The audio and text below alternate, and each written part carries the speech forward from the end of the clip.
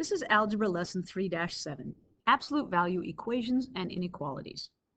You can solve absolute value equations and inequalities by first isolating the absolute value expression, if it's necessary. Then you write an equivalent pair of linear equations or inequalities. The first thing you have to remember is what exactly is absolute value. Remember, absolute value is the physical distance a number is from zero on the number line. Since it represents a physical distance, it can never be negative.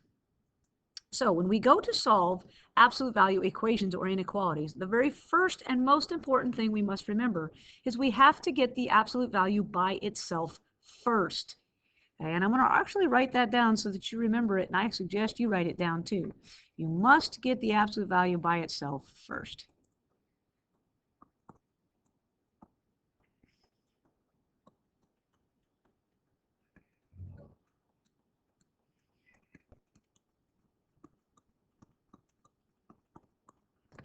So in equation 1 here, it says the absolute value of t minus 2 is equal to negative 1.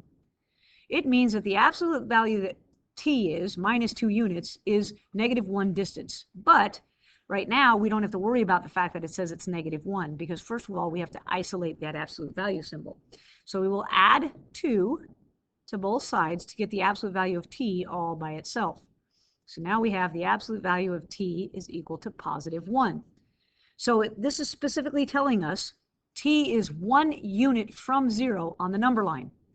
And where would t be 1 unit from 0 on the number line? Well, t would be 1 unit in the positive direction, or t would be 1 unit in the negative direction. So t then is solved as being either negative 1 or t can equal 1. And we can graph this. To graph an equality, you literally just put a closed circle at the point that it is at. So it could be equal to 1 and negative 1, and negative 1 and 1. All right. So let's take a look at number 2. The inequality, the absolute value is not isolated. So the very first thing we must do is we must isolate it. 3 is multiplied by n. So to undo that multiplication, we're going to divide. Divide by 3, divide by 3. We get the absolute value of n is equal to 5. So where is n 5 units from 0 on the number line? Well, it's 5 units in the negative direction or 5 units in the positive direction, which means n can equal 5 or negative 5. And I'm not going to graph these because once I showed you how to graph one, it's pretty easy to figure out how to graph the rest of them. Let's look at number 3. 4 is equal to 3 absolute value w minus 2. Again, the absolute value is not isolated. We have to get the absolute value by itself first. And remember, we undo things just like we've been doing. Undo addition and subtraction first, multiplication and division second. So add the 2 to both sides of the equation. So you will get 6 equals 3 absolute value of w. Divide by 3, divide by 3. 2 is equal to the absolute value of w. And where is w 2 units away from 0? Well, it's 2 units away from 0 at negative 2 or positive 2.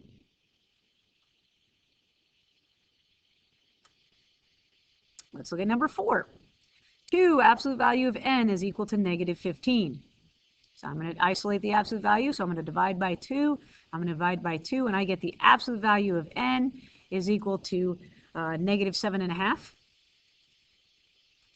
And then I think to myself, where is n negative 7.5 units away from 0? Well, it can't physically be negative units away. You can't have an absolute value equaling a negative, because the absolute value of negative 2 is 2, but I can't say that the absolute value of n is equal to negative 7.5 because it can't be equal to negative 7.5 because absolute value can never be negative. So here, absolute value cannot be negative.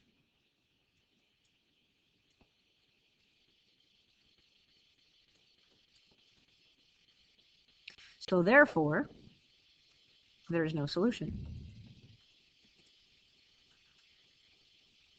So the solution is there is no solution.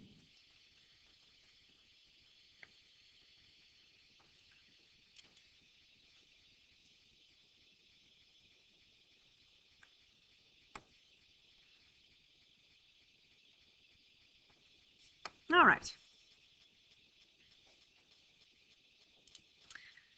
Now, some absolute value equations, such as the absolute value of 2p plus 5 equals 11, have variable expressions within the absolute value symbols. The equation, absolute value of 2p plus 5 equals 11, means that the distance on the number line from 2p plus 5 to 0 is 11 units. There are 2 points that are 11 units from 0, negative 11 and positive 11. So to find the value of p, solve the equations 2p plus 5 equals 11 and 2p plus 5 equals negative 11, which leads us to the solving absolute value equations formula. To solve an equation in the form of the absolute value of a equals b, where a represents a variable expression and b is greater than 0, you solve a equals b and a equals negative b. So let's take a look at this. Your cousin was standing along a parade route when she spotted a float 750 feet from her. The parade was traveling at 158 feet per minute.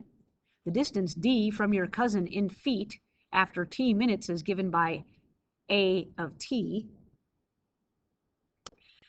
At what time is the float 200 feet from your cousin and round to the nearest tenth? Oh, I left off my equation again. Let's write my equation. I didn't think that was right. It says the distance d from your cousin in feet after t minutes is given by, and there's supposed to be a big giant space in here. So let's get this space in here, and I'm going to actually write by, let's see here. Let's see what it's supposed to say. It's supposed to say given by, let's see here. D equals the absolute value of 750 minus 158t. Okay, and then we should have the statement at what time. There we go. So there we go. Now we've got our equation. So we can solve this equation now. So that makes more sense, doesn't it?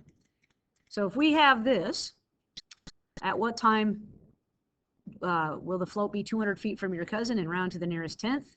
So we're going to solve this equation now.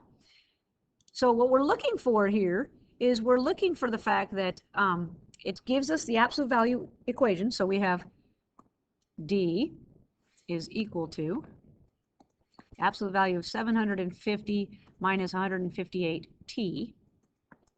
And it wants us to solve for t because it says at what time. Okay, because see, it says t in minutes, so we're going to solve for t here. Okay, we do know a couple of things that we have to plug into this equation. It says at what time is the float 200 feet? That's the distance, so we're going to replace the d here with 200. So we have 200 is equal to the absolute value of 750 minus 158t. I'm going to make my absolute values really big so you can see them. There we go. So we have to solve this equation according to the formula because the absolute value is isolated. It's all by itself. To solve this, we set it up to the positive and we set it up to the negative. And I think it's a little easier if I put the absolute value part first. So we're going to set it up to equaling the positive, 750 minus 158t is equal to 200. Okay, or 750 minus 158t is equal to negative 200. So it's going to be 200 feet in front of her or 200 feet behind her. Either case, it's still 200 feet from her. The parade is either 200 feet in front of her, or if she turns around, it's 200 feet behind her. So to solve this, we will solve these two equations separately. So here, this first equation, I'm going to subtract 750. So I have negative 158t is going to equal negative 550.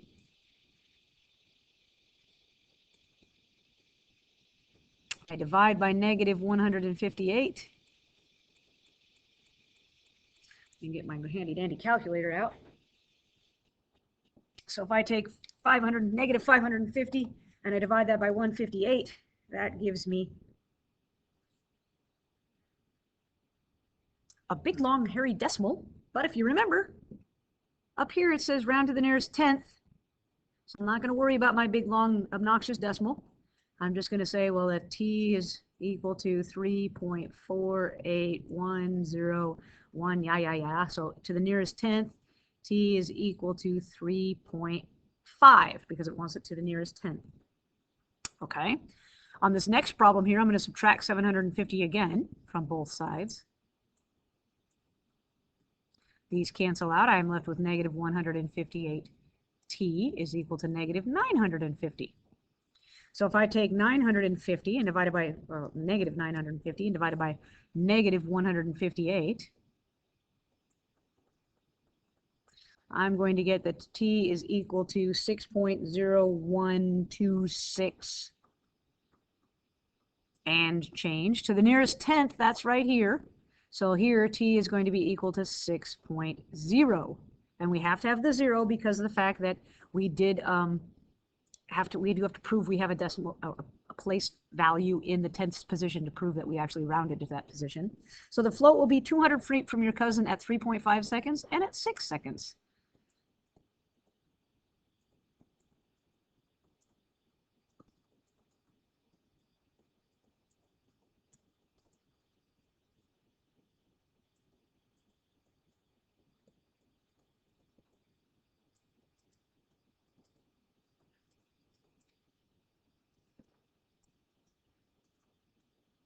And of course, keep that 0 in the 6 second answer because we know we have to round to the nearest tenth. Okay, so that's solving absolute value equations. You set them up equal to the positive, you set them up equal to the negative. Now we're going to take a look at absolute value inequalities for just a moment.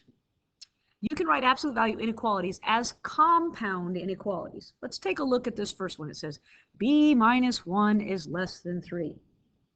So b minus 1 is less than 3 represents all numbers whose distance from 1 is less than 3 units. So all numbers whose distance from 1 is less than 3 units. So that means that b minus 1 is greater than negative 3, but less than 3, because if I have to be 3 units from 0, if this is 0, 3 units from 0 could be over here, and 3 units from 0 can be over here. Okay? So that gives me, this would be exactly 3 units from 0, and this would be 3 units from 0. Okay? If b minus 1 is greater than 3, that represents all the numbers whose distance from 1 is greater than 3 units, which means we're going to be, and if we're talking only about whole numbers, we would be talking about greater than, like 4 or less than 2. Okay? So here, b minus 1 is less than negative 3, or b minus 1 is greater than 3. So we would be going greater than 3 and less than negative 3. We haven't solved this, so that's not actually the solution to this, but it's telling us that if we solve those answers, we could end up with the inequalities that we need. So that sums up basically 2 rules. This is the less than rule right here. This is the greater than rule. So to solve an inequality in the form of the absolute value of a is less than b, where a is a variable expression and b is greater than 0, you solve the inequality of a being greater than negative b, but less than b. So you solve an and inequality. Less than is an and. If you have the absolute value of a is greater than b, then you solve an or inequality. A is less than negative b, or a is greater than b. And it's really, people are like, how am I supposed to remember this? And I distort the English language to make it easy to remember. If you're looking at the absolute value of a is less than b, less than is an and. Less than is what we always call an and inequality. If you've got the absolute value of a is greater than b, it's a greater, pronounce it wrong. Instead of T-E-R, spell it T-O-R. This would be greater is an or. Okay. Once you understand if it's an and or an or, then you just have to realize how to solve it. And I've got an easier way to remember that as well. So if I'm asked to solve and graph, the absolute value of y minus 5 is less than or equal to 2. Less than, this is going to be an and. Okay, this one right here is going to be an and. To write an and inequality, the easiest way to do that, start in the middle. I have y minus 5. Write exactly what you see without the absolute value symbols, is less than or equal to 2. Then move this inequality symbol to the front of your inequality, so greater than or equal to. Move the number to the front of the inequality and make it the opposite. All right, so now we've set it up just like that inequality symbol just told us we had to do. We had to set it up as to being greater than the negative and less than the positive. Okay, so here's the less than the positive, and here's greater than the negative. So if we go to solve this inequality, now we just solve it like we've been solving inequalities up to this point. I'm going to add 5, I'm going to add 5, and I'm going to add 5, all 3 places. So these cancel. 5 plus 2 is 7. Negative 2 plus 5 is 3. So y is greater than or equal to 3, but less than or equal to 7. And I could simply graph this, because we've been doing graphing these for a long, long time. So if this is 0, say this is 3, and this is 7. So y is greater than or equal to 3, less than or equal to 7, and it has a line that goes between the two. Okay, notice how you'll always have 2 answers with an absolute value inequality. Much like your equations, you always had 2 answers with your absolute value equations. You'll have 2 values with your absolute value inequalities as well. So let's look at number 7. The absolute value of w plus 2 is greater than 5. It's greater, so this is an or. Okay, slaughter the English language and you'll actually be able to be doing these okay. So an or inequality sets up very similar to the and, except for now you have to have the word or in front of it, or between it, excuse me. You write just exactly what you see without the absolute value. So w plus 2 is greater than 5. Then you put an or. Then you write w plus 2, change the inequality symbol to the opposite, change the number to the opposite. Okay, so it's keep, change, change. Keep everything, keep the inequalities, keep the beginning of it, change the inequality symbol, change the sign to a negative. Now I just solve these 2 equations, or inequalities. So I subtract 2, subtract 2. So w is greater than 3. Here I subtract 2, subtract 2. W is less than negative 7. Put the or between them. Always put the or in between your or statements. So let's say this is negative 7. So let's say this is 0, and 3 would be about there. So w is greater than 3, open circle at 3 with a line that goes to the right. Less than negative 7, open circle at negative 7, line that goes to the left. Number 8. Now before I can say whether or not this is an and or an or, I have to isolate the absolute value, because just like with the equations, you must get the absolute value all by itself first. We have something outside my absolute value, so I have to get rid of that.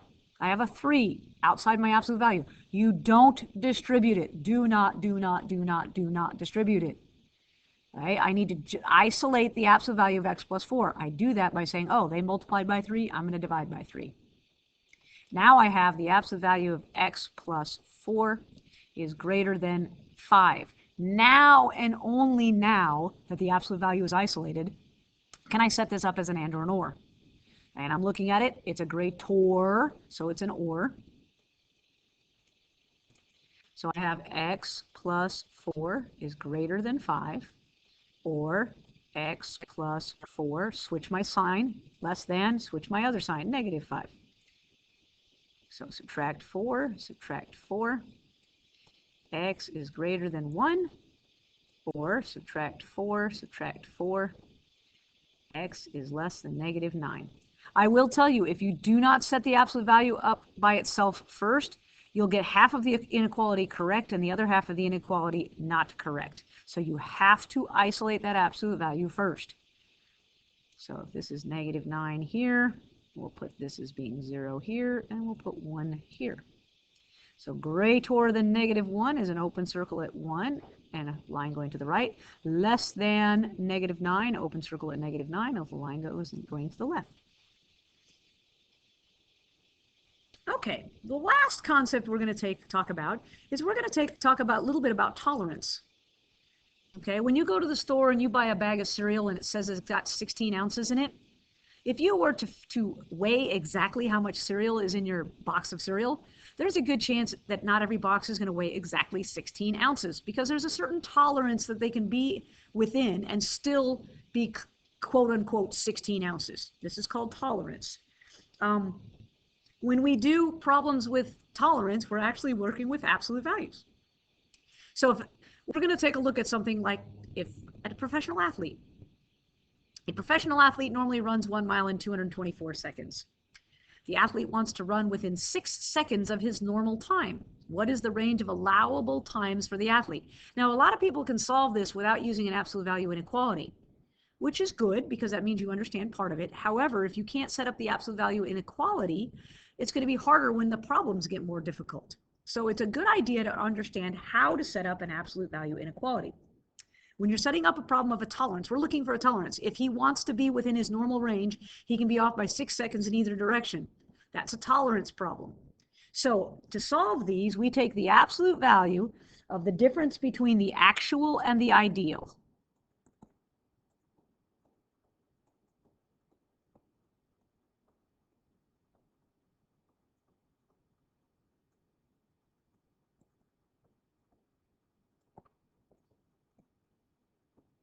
And that is always going to be, at most, okay, whatever your time, whatever your tolerance is. Okay. Okay, so for us, we want to know the allowable times. So if I let t equal the actual times,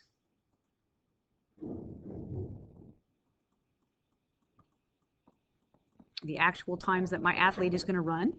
So the difference between the actual and the idea. The actual we don't know, so we're going to call that t. His ideal is always 224 seconds. That's ideally what he wants to run. So we'll subtract 224 is at most. At most means less than or equal to. Okay, less than or equal to, and in this case, 6 seconds. He can be off 6 seconds, or she can be off 6 seconds in either direction and still be pretty pleased with their time. So now we just need to solve this absolute value inequality. Tolerance problems, if you understand how they work, they're always going to be an and inequality because it's a range of acceptable times. You can be between this number and this number. My box of cereal can be between 16.2 ounces or 14 ounces. Okay. So it's you got to look at how they're working through it. So here, if we're going to look at the tolerance here, we've got it less than, which is an and inequality. Like I told you, there will always be an and inequality. So t minus 224 less than or equal to 6. You always write it exactly as you see it. Switch this inequality symbol to the front, going the exact same direction. Switch the number to the front, but make it its opposite. So there's our absolute value inequality is here. And here's our inequality that we must solve. So now I'm just going to add 224 to the middle, to the right, and to the left. So negative 6 plus 224 is 218, which is less than or equal to t, which is less than or equal to 224 plus 6 is 230. So the range of times is between 218 seconds and 230 seconds in what we call inclusive, because it includes both the ends. So the time can be between 218 seconds and 230 seconds inclusive. Inclusive just means it includes 218 and includes 230. Because we use the word between, we have to say that word inclusive. Otherwise, we have to say the time can be greater than or equal to 218 seconds, but less than or equal to 230 seconds. And that's a lot of words. So I just prefer to use the word inclusive. Okay, our closure question for this lesson. Explain why there are two inequalities written from a single absolute value inequality. Explain why there are two written from a single absolute value inequality. Please be complete with that answer.